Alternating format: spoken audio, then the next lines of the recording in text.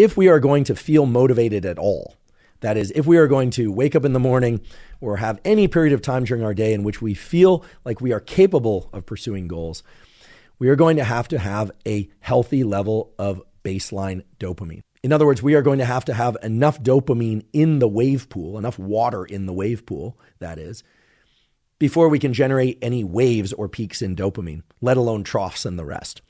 So how do we achieve a healthy baseline level of dopamine? Well, there we can really look to some foundational practices that perhaps you've heard about on this podcast before, and that to some of you might seem a little mundane, although some of them are a bit more sophisticated, maybe even esoteric.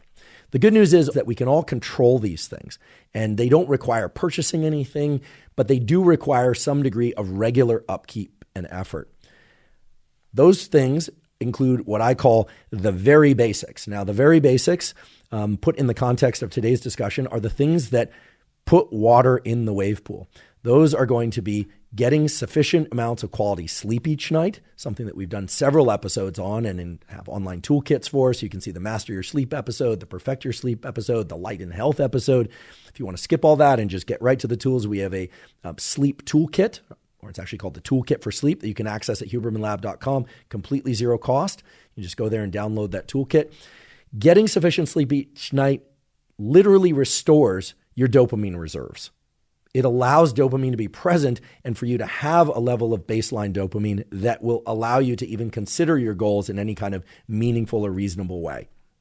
Second, there are practices that are supported by the scientific literature to increase your baseline level of dopamine that are independent of sleep, but are similar to sleep. And I like to refer to these as non-sleep deep rest. This is not meditation.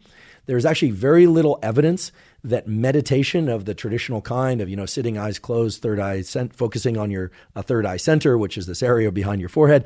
There is very little evidence that increases levels of dopamine.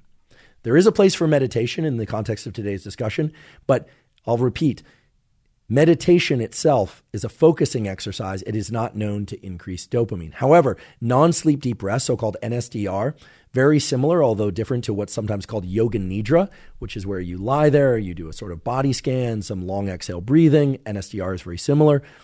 You can find a link to a zero-cost NSDR on YouTube. It's a 10-minute long one. There are also 20 and 30-minute ones out there, also on YouTube, but I'll provide a link to the 10-minute one.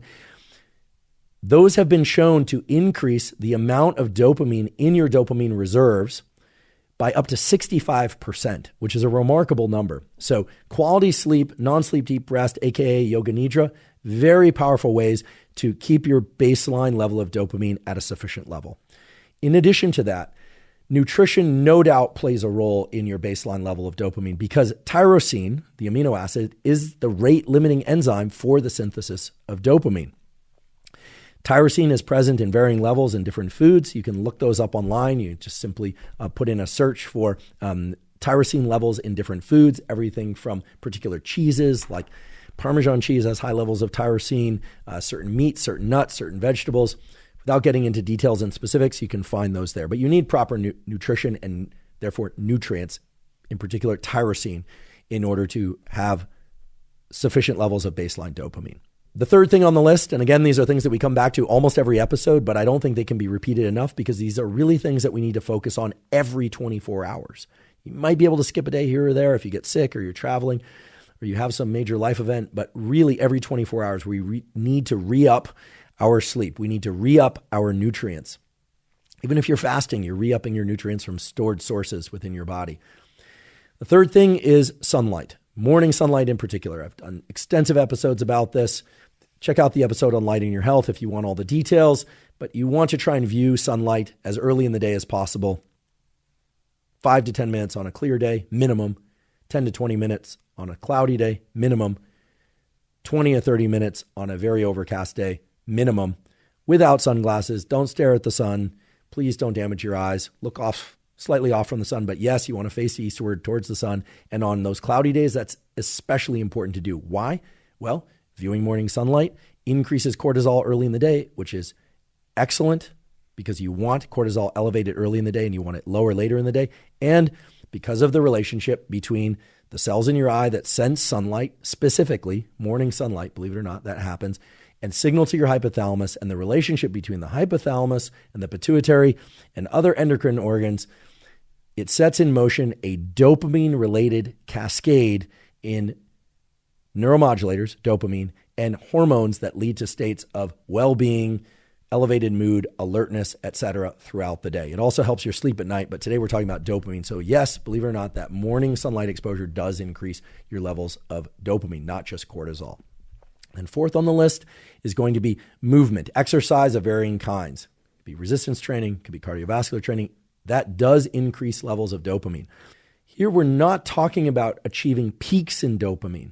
Right? That could be accomplished through setting a personal record, a PR, or through sprints or heavy lifts, or learning some new dynamic movement. What we're really talking about here is getting into a regular exercise program of, if not every day, at least 5 days a week, a mixture of cardiovascular and resistance exercise.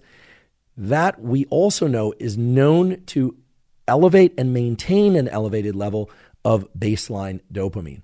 So it's not just about the euphoria you feel during or after exercise. It's also about the baseline level of dopamine that's achieved through regular movement and engaging in movement. And if you're asking how could that be, well, you already know the answer.